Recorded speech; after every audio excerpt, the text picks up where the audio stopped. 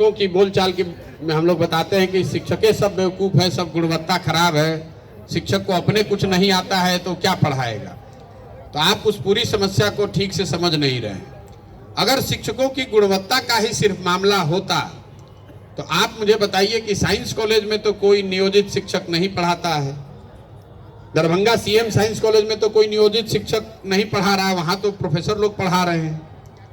Patna college में तो नियोजित शिक्षक नहीं जा रहा है, वहां पढ़ाई क्यों नहीं हो रही है। कहीं ना कहीं शिक्षा पर यहाँ की जो सरकारें रही हैं उनकी कोशिश है कि भाई कोई शिक्षित न बने, सारे लोग अनपढ़ रहेंगे तभी तो आप 9th फेल आदमी को भी मुख्यमंत्री मानिएगा। शिक्षा कैसे सुधारा जाए। दुनिया भर में अगर आप शिक्षा के मॉडल को देखेंगे तो आपको पता चलेगा कि ये जो बिहार में दुर्दशा है वो इस वजह से है कि समतापूर्वक शिक्षा नीति के नाम पर हर गांव में, हर प्रखंड, हर टोले में विद्यालय खोलने के नाम पर पूरी व्यवस्था को भ्रष्ट कर दिया गया। हुआ ये कि आपने हर गांव में बिल्डिंग बना दिया विद्यालय का, या पेपर पर उच्च को मध्य, मध्य को उच्च, उच्च को +2 बना दिया। अब हुआ इसका नतीजा ये कि जहां बिल्डिंग है वहां पर शिक्षक नहीं है, जहां शिक्षक है वहां बिल्डिंग नहीं है, जहां दोनों है वहां बच्चे नहीं हैं, जहां तीनों है वहां पढ़ाई नहीं है। पूरी शिक्षा व्यवस्था को आप एक लाइन में समझिए कि स्कूलों को खिचड़ी बांटने का सेंटर बना दिया गया और कॉलेज को डिग्री बांटने का सेंटर बना दिया गया। पढ़ाई दोनों में कहीं नहीं हो रही है। तो इसको अगर सुधारना है तो जो हम लोग योजना बना रहे हैं, बिहार में हर साल शिक्षा पर 40,000 करोड़ रुपया खर्च होता है। 40,000 करोड़ राज्य सरकार खर्च करती है। जितने विशेषज्ञ हैं वो बता रहे हैं कि अगर इसमें से 1/3 बजट 15,000 करोड़ रुपया निकाला जाए नई शिक्षा व्यवस्था बनाने के लिए, तो हर प्रखंड में कम से कम एक विश्व स्तरीय विद्यालय, आप समझ के लिए समझिए कि नेतरहाट के जैसा एक विद्यालय हर प्रखंड में बनाया जा सकता है। जब प्रखंडों को हम लोगों ने मैप किया तो पता चला कि कोई प्रखंड ऐसा नहीं है जिसकी पेरीफेरी 20 किलोमीटर से ज्यादा है।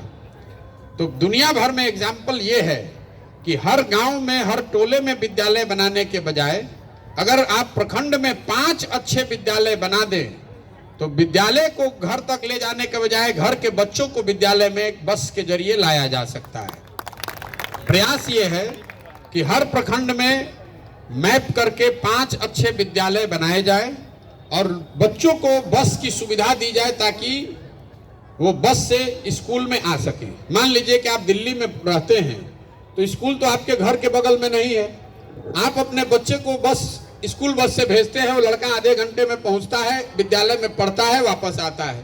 तो अगर ये व्यवस्था दिल्ली में है, बड़े शहरों में, महाराष्ट्र में भी अब सरकार ने शुरू किया है, रूरल एरिया में भी, कि हर जगह विद्यालय बनाने में दिक्कत ये है कि वहाँ शिक्षक कभी आपको अच्छा मिलेगा ही नहीं।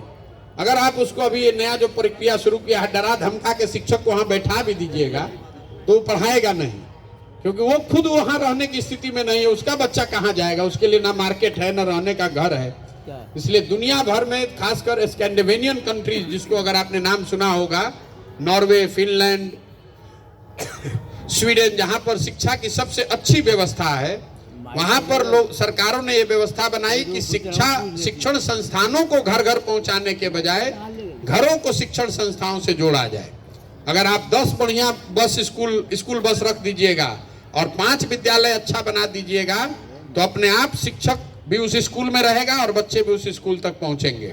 और इसका जो बजट है वो हर साल हम लोगों के हिसाब से करीब 15,000 करोड़ रुपया है। अगर 15,000 करोड़ रुपया हर साल खर्च किया जाए तो बिहार के हर प्रखंड में एक नेतरहाट के स्तर का विद्यालय बनाया जा सकता है। और 5 वर्ष में अगर आप हर साल एक एक विद्यालय बनाएंगे तो हर प्रखंड में अगले 5 वर्ष में 5 को विद्यालय तो हो जाएगा। उसी से शिक्षा व्यवस्था सुधरेगी।